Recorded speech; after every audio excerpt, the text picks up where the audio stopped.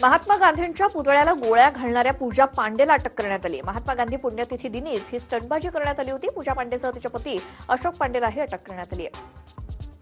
शिवस्मारकाच्या पुतळ्याची रचना सरकार बदलणार आहे। सरदार पटेलांसारखा उभा पुतळा बनवण्याचा विचार असून 3 ते 4 पर्याय सादर करण्यासाठी प्रकल्प सल्लागाराला आदेश देण्यात आले।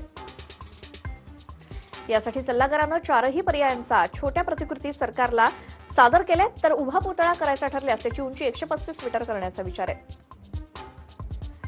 काँग्रेसचे माजी मंत्री रवींद्र पाटील यांनी मुख्यमंत्र्यांच्या उपस्थितीत भाजपात प्रवेश केला। रवींद्र पाटील हे AR अंतुलेंचे खंदे समर्थक आहेत। नागपूर महापालिकेची परिवहन सेवा म्हणजे आपली बस ही नागपूरकरांसाठी अतिशय महत्त्वाची आहे आणि या आपली बसनं दिव्यांग व्यक्तींना मोफत प्रवास करता येणार आहे। केंद्रीय रस्ते वाहतूक मंत्री नितीन गडकरींनी काही दिवसांपूर्वी अशा प्रकारचं सूतोवाच केलं होतं। त्यानंतर हा प्रस्ताव आल्यानं त्याला विशेष महत्त्व आलंय। खटल्यातील आरोपी वारंवार अर्ज करत राहिला तर खटला कधी पूर्ण होणार? मालेगाव खटल्यातील अडथळे दूर करा आणि खटला सुरळीत चालेल अशी दक्षता घ्या, असे खडेबोल हायकोर्टानं NIAला सुनावलेत। मुंबईमध्ये विना हेल्मेट बाईक चालवणाऱ्याला पोलिसाला अडवणाऱ्या 3 तरुणांवरती पोलिसांनी गुन्हा दाखल केलाय। हे तिघे तरुण विना हेल्मेट बाईक चालवत होते आणि पोलिसांना कायद्याबाबत सांगत वाद घालत होते आणि हा सगळा प्रकार झाल्यानंतर पोलिसांनी तिघांवर गुन्हा दाखल केलाय।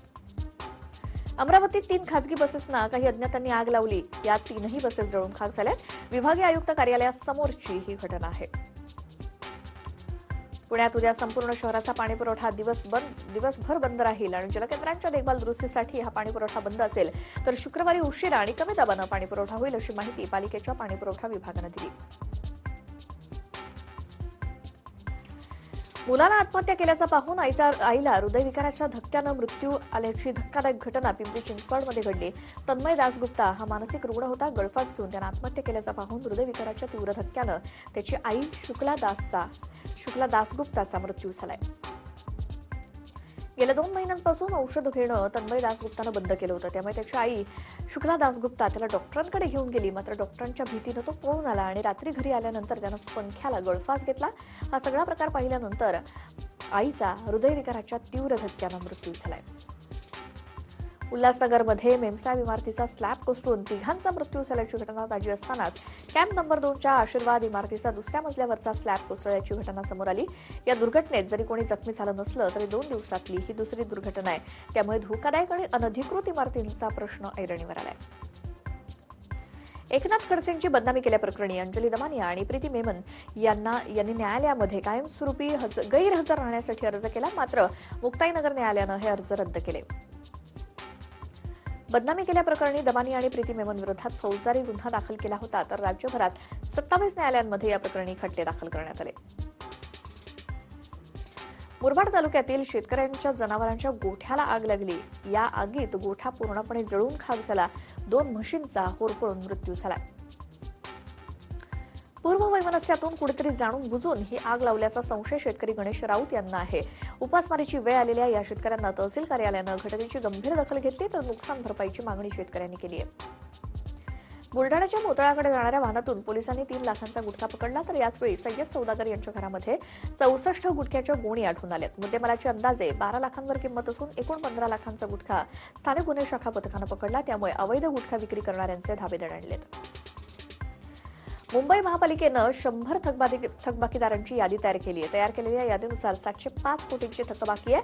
त्यामुळे मालमत्ता कर भरण्यात टाळाटाळ करणाऱ्यांना आता चाप बसणार आहे। जकात करातून मुंबई पालिकेला दरवर्षी तब्बल 7,500 कोटी महसूल मिळत होता, मात्र 1 जुलै 2017 मध्ये वस्तू आणि सेवा कर लागू झाला आणि या नुकसान भरपाई पोटी पालिकेला अनुदान मिळते। त्यामुळे आता पालिकेला मालमत्ता कर वसूल करणं गरजेचं आहे। महात्मा गांधींच्या पुतळ्याला गोळ्या झाडणाऱ्या पूजा पांडेला अटक झाली आहे। महात्मा गांधी पुण्यतिथी दिनी ही स्टंटबाजी करण्यात आली। पूजा पांडेसह तिचा पती अशोक पांडेलाही अटक करण्यात आली आहे। शिवस्मारकाच्या पुतळ्याची रचना सरकार बदलणार आहे। सरदार पटेलांसारखा उभा पुतळा बनवण्याचा विचार असून 3 ते 4 पर्याय सादर करण्यासाठी प्रकल्प सल्लागाराला आदेश देण्यात आले। यासाठी सल्लागारानं 4ही पर्यायांचा छोट्या प्रतिकृती सरकारला सादर केल्या, तर उभा पुतळा करण्याचे ठरले असाची उंची 135 मीटर असणार आहे। काँग्रेसचे माजी मंत्री रवींद्र पाटील यांनी मुख्यमंत्र्यांच्या उपस्थितीत भाजपात प्रवेश केला। रवींद्र पाटील हे अंतुलेंचे खंदे समर्थक आहेत। नागपूर पालिकेची परिवहन सेवा म्हणजे आपली बस ही नागपूरकरांसाठी अतिशय महत्त्वाची अशी सेवा आहे आणि आपली बसनं दिव्यांग व्यक्तीला मोफत प्रवास करता येणार आहे. केंद्रीय रस्ते वाहतूक मंत्री नितीन गडकरी यांनी काही दिवसांपूर्वी अशा प्रकारचं सूतोवाच केलं होतं आणि त्यानंतर हा प्रस्ताव आल्यानं त्याला विशेष महत्त्व आलंय. खटल्यातील आरोपी वारंवार अर्ज करत राहिला तर खटला कधी पूर्ण होणार? मालेगाव खटल्यातील अडथळे दूर करा आणि खटला सुरळीत चालेल याची दक्षता घ्या, असे खडेबोल हायकोर्टानं एनआयएला सुनावलेत. मुंबईत विना हेल्मेट बाईक चालवणाऱ्याला पोलिसाला अडवणाऱ्या 3 तरुणांवरती पोलिसांनी गुन्हा दाखल केलाय. हे तिघे तरुण विना हेल्मेट बाईक चालवत होते आणि पोलिसांना कायद्याबाबत सांगत वाद घालत होते. हा सगळा प्रकार झाल्यानंतर पोलिसांनी तिघांवर गुन्हा दाखल केलाय. अमरावतीत 3 खासगी बसेसना काही अज्ञातांनी आग लावली. या आगीमध्ये 3ही बस जळून खाक झाल्यात. विभागीय आयुक्त कार्यालयासमोरची ही घटना आहे. पुण्यामध्ये उद्या संपूर्ण शहराचा पाणीपुरवठा दिवसभर बंद असेल. जलकेंद्राच्या देखभाल दुरुस्तीसाठी हा पाणीपुरवठा बंद असेल तर शुक्रवारी उशिरा कमी दाबानं पाणीपुरवठा होईल, अशी माहिती पालिकेच्या पाणीपुरवठा विभागानं दिली आहे. अखेर 7व्या दिवशी मुख्यमंत्र्यांसोबतच्या 7 तासांच्या प्रदीर्घ चर्चेनंतर ज्येष्ठ समाजसेवक अण्णा हजारे यांनी उपोषण मागे घेतलं. लोकपाल लोकायुक्त आणि शेतमालाला योग्य दराबाबत ठोस लिखित आश्वासन मिळाल्यावरच अण्णांनी उपोषण सोडण्याचा निर्णय घेतला. अण्णांच्या मागण्या मान्य करण्याचं ठोस आश्वासन मुख्यमंत्र्यांनी दिल्यानंतर अण्णांनी उपोषण सोडलं आणि यावेळी अण्णांच्या डोळ्यात पाणी तरळलं आणि बोलतानाही त्यांना गहिवरून आलं. गावातील वयोवृद्ध 82 वर्षीय तोलाबाई पठारे आणि मुख्यमंत्री देवेंद्र फडणवीस यांच्या हस्ते लिंबू सरबत पिऊन अण्णांनी उपोषण सोडलं. यावेळी तोलाबाई पठारेंनी मुख्यमंत्र्यांना एक गुलाब पुष्पही दिलं. अण्णांना पाठिंबा देण्यासाठी राज्यभरातील नागरिकांनी गर्दी केली होती. महाराष्ट्राचा छोटा पुढारी असं नावलौकिक मिळवलेल्या घनश्याम दराडे यांनी सुद्धा अण्णांची भेट घेतली. यावेळी घनश्यामनं अण्णांना पाठिंबा असल्याचं सांगितलं. अण्णांच्या उपोषणाच्या समर्थनार्थ आमदार बच्चू कडू यांनी मंगळवारी केएम रुग्णालयात रक्तदान केलं. सरकार नुसती आश्वासनं देतं, मात्र यावेळी तरी सरकारला सुबुद्धी सुचेल त्यासाठी त्यांनी रक्तदान केलं. लोकसभा 2014च्या निवडणुकांमध्ये भाजपच्या सोशल मीडिया प्रचाराची धुरा सांभाळणारे चाणक्य प्रशांत किशोर आता शिवसेनेच्या गोटात दाखल झालेत. मातोश्रीवर झालेल्या खासदारांच्या बैठकीत प्रशांत किशोर यांनी प्रचारासंदर्भातलं एक प्रेझेंटेशन देखील सादर केलं. प्रशांत किशोर यांनी यासाठी मुंबईसह 6 ठिकाणी कार्यालय स्थापन करून 1.5 महिन्यांपासून सर्व्हे सुरू केल्याची माहिती आहे. काल मातोश्रीवर झालेल्या शिवसेना खासदारांच्या बैठकीत लोकसभेसाठी शिवसेनेनं कशा पद्धतीनं प्रचार करायला हवा, कॅम्पेनिंग कसं करायला हवं यावरती प्रशांत किशोर यांनी मार्गदर्शन केलं. भाभीजी घर पे फेम अभिनेत्री शिल्पा शिंदेनं काँग्रेस पक्षात प्रवेश करत राजकारणात पाऊल ठेवलं. शिल्पा शिंदे मुंबई काँग्रेसचे अध्यक्ष संजय निरुपम यांच्या उपस्थितीत काँग्रेसमध्ये प्रवेश केला. काँग्रेसमध्ये प्रवेश करताना शिल्पा म्हणाली की आतापर्यंत देशावरती काँग्रेसनं राज्य केलं. काँग्रेस पक्षानं कधीही जात पाहून मदत केली नाही. संधी मिळाली तर निवडणूक सुद्धा लढवेल. मराठा आरक्षणाबाबत आजपासून मुंबई हायकोर्टात सुनावणी होते. राज्य सरकारनं मराठा समाजाला 16% आरक्षण जाहीर केलंय. त्याविरोधात 2 जनहित याचिका दाखल झाल्या. अॅडव्होकेट गुणरत्न सदावर्ते आणि संजित शुक्ला यांनी या याचिका दाखल केल्यात. तर या प्रकरणी जवळपास 27 जणांनी मध्यस्थी याचिका दाखल केली आहे. दोन्ही बाजूने याचिका दाखल झाल्या आहेत आणि आजच्या सुनावणीसाठी राज्य सरकारतर्फे वरिष्ठ वकिलांची मोठी फौज असणार आहे. आज होणाऱ्या या सुनावणीच्या पार्श्वभूमीवर काल मुंबईत मराठा नेत्यांची एक गुप्त बैठक झाली. यात मुंबई सेंट्रल येथे मराठा मंदिर संस्थेच्या बाबासाहेब गावडे कॉलेजच्या सभागृहात या बैठकीत सुनावणीनंतरची रणनीती ठरवली गेली आहे. दुष्काळग्रस्त भागात नुकसान भरपाईपोटी मदतीचा हात किंवा मदत निधीचा पहिला हप्ता वितरित करण्यात आला. लाभार्थी शेतकऱ्यांच्या थेट बँक खात्यात हा निधी तातडीनं जमा करण्याचे निर्देश मुख्य सचिव दिनेश कुमार जैन यांनी दिलेत. राज्यात दुष्काळग्रस्त भागामध्ये मदत निधीचं वाटप सुरू करण्यात आलं असून त्यासाठी 1450 कोटी रुपयांचा पहिला हप्ता सर्व विभागीय आयुक्तांना वितरित करण्यात आलाय. पूनम महाजन यांनी आधी त्यांच्या घरातलं महाभारत सांगा. त्यांच्या घरात काय झालं ते लोकांना माहिती झालं पाहिजे आणि त्यानंतर शरद पवारांवर टीका करण्याचं धाडस पूनम महाजन यांनी दाखवावं, अशी संतप्त प्रतिक्रिया राष्ट्रवादीचे प्रवक्ते नवाब मलिक यांनी दिली. भारिप बहुजन महासंघाचे राष्ट्रीय अध्यक्ष तसेच वंचित बहुजन आघाडीचे नेते प्रकाश आंबेडकर यांच्या उपस्थितीत हिंगोलीत सत्ता संपादन मेळावा पार पडला. रामलीला मैदानात झालेल्या या मेळाव्यात वंचित बहुजन महाआघाडीचे कार्यकर्ते मोठ्या प्रमाणात उपस्थित होते. 2014 नंतर देशाचा विकास जोरात सुरू आहे असं म्हणत संघाचे दुसऱ्या क्रमांकाचे नेते सरकार्यवाह भैयाजी जोशी यांनी सरकारच्या कामाचं कौतुक केलं. रामटेक येथे कवी कालिदास संस्कृत विद्यापीठाच्या नामकरण सोहळ्यात बोलताना त्यांनी हे वक्तव्य केलं.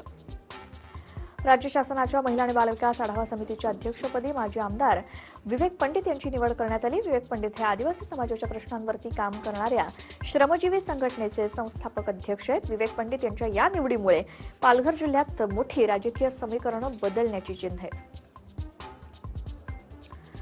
नागपुरातील काँग्रेसची गटबाजी थांबवण्यासाठी प्रियांका गांधींना नागपुरातून लोकसभेची उमेदवारी द्या अशी मागणी करणारं पत्र नागपूर शहर काँग्रेसचे प्रवक्ते संदेश सिंघलकर यांनी राहुल गांधींना लिहिलंय. 2014च्या लोकसभा निवडणुकीत गटबाजीमुळेच काँग्रेसचा पराभव झाला होता. राज्य विधिमंडळाचं अर्थसंकल्पीय अधिवेशन 25 फेब्रुवारीपासून होत आहे.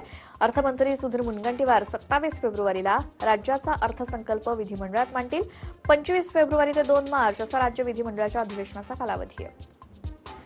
1 एप्रिलपासून पालिका कर्मचाऱ्यांसाठी 7व्या वेतन आयोगाची प्रत्यक्षात अंमलबजावणी करण्यात येणार आहे. मुंबई महापालिका कर्मचारी संघटना आणि आयुक्त अजय मेहता यांच्यातील बैठकीत पालिका कर्मचाऱ्यांच्या अंतरिम वेतनवाढ आणि 7व्या वेतन आयोगावर चर्चा झाली. ही बैठक सकारात्मक झाली.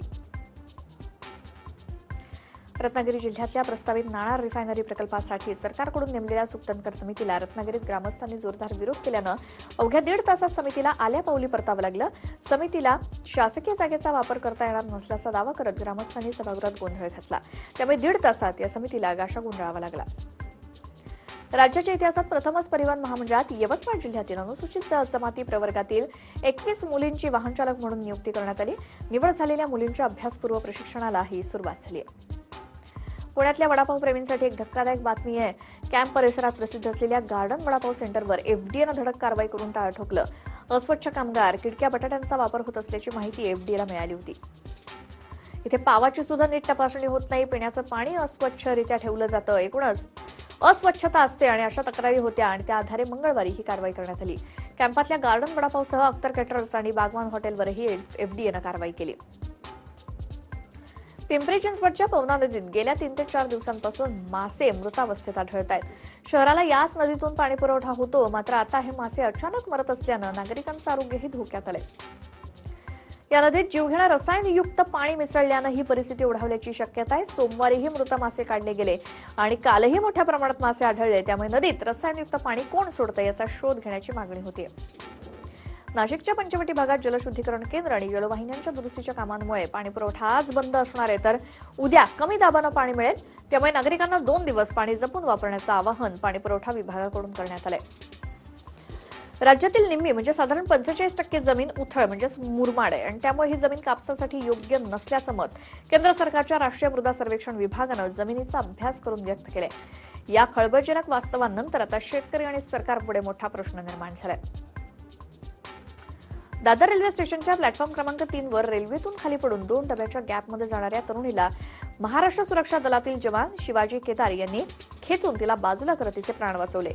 सकाळची 9:42ची सीएसएमटीला जाणारी स्लो लोकल थांबून सुरू झाल्यानंतर ही तरुणी महिलांच्या डब्यातून खाली पडली होती. पीएमपीच्या प्रवाशांची संख्या दिवसेंदिवस वाढते, मात्र त्या तुलनेत काही मार्गांवर अनियमित आणि अपुऱ्या बस फेऱ्या आहेत. त्यामुळे पीएमपीनं प्रवास नको रे बाबा असं म्हणण्याची वेळ आता प्रवाशांवर आली आहे.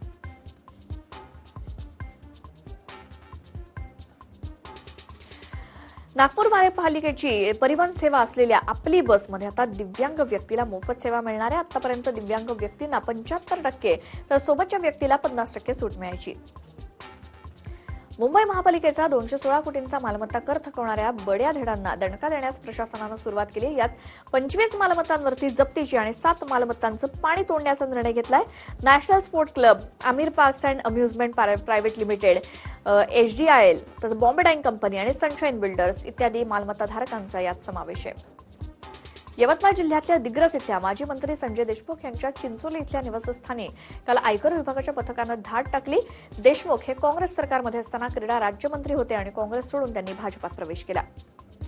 घणसोलीतील पामबेज मार्गावर शनिवारी रात्री 8:30च्या सुमारास एक विदेशी महिला संशयास्पदरित्या पॅराशूटमधून उतरून एका व्यक्तीसोबत निघून गेल्याच्या घटनेनंतर पॅराशूटमधून उतरलेली ती परदेशी व्यक्ती कोण, ही चर्चा सध्या सुरू आहे. पोलिसांनी केलेल्या तपासणीत 2 व्यक्ती चालत जाताना दिसत असल्याचं सीसीटीव्ही फुटेजमध्ये आढळून आले. मात्र उडून पॅराशूटनं आल्याचा अद्याप तरी कुठलाही पुरावा आढळला नसल्याची माहिती पोलीस सूत्रांनी दिली. बदलापुरातल्या हेंद्रेपाडा भागात श्यामल माळगावकर या महिलेचं मंगळसूत्र 2 अज्ञातांनी धूमस्टाईलनं लांबवलं. मात्र हा सगळा प्रकार सीसीटीव्हीत कैद झाला असून पुढील तपास पोलीस करतायत. वसई विरार नालासोपारा परिसरात दिवसा ढवळ्या घरफोडीच्या घटनांनी नागरिक हैराण झाले. नालासोपाऱ्यात एका घराची कडी तोडून घरफोडी करण्याचा प्रयत्न चोरट्यांचा फसला. मात्र चोरटे सोसायटीच्या सीसीटीव्हीत कैद झालेत. याबाबत अज्ञात चोरट्यांविरोधात नालासोपारा पोलीस ठाण्यात गुन्हा दाखल करून पोलीस शोध घेत आहेत. 6 असणे रिक्षा चालकानं नृत्य प्रशिक्षक असलेल्या मुलीचा विनयभंग केलाय. सिंहगड रोड पुणे इथली ही घटना आहे. तरुणीनं चालत्या रिक्षातून उडी मारल्यानं तिनं आपले प्राण वाचवले. या प्रकरणी तरुणीनं सिंहगड रस्ता पोलीस ठाण्यात तक्रार दाखल केल्यानंतर आरोपी रिक्षा चालकाला अटक झाली. मात्र या घटनेत तरुणीनं उडी मारल्याने तिला किरकोळ दुखापत झाली. जळगाव जिल्ह्यातल्या पाचोरा शहरातील एका महिलेनं शेजारच्या महिला आणि टार्गेट मुलांच्या त्रासाला कंटाळून पोलिसांकडे तक्रार देण्यास गेली असता पोलिसांनी टाळाटाळ केली आणि त्यानंतर या महिलेनं पोलीस स्टेशनमध्येच फिनेल पिऊन आत्महत्येचा प्रयत्न केला आणि नंतर पोलिसांनी 8 जणांवर गुन्हा दाखल केलाय.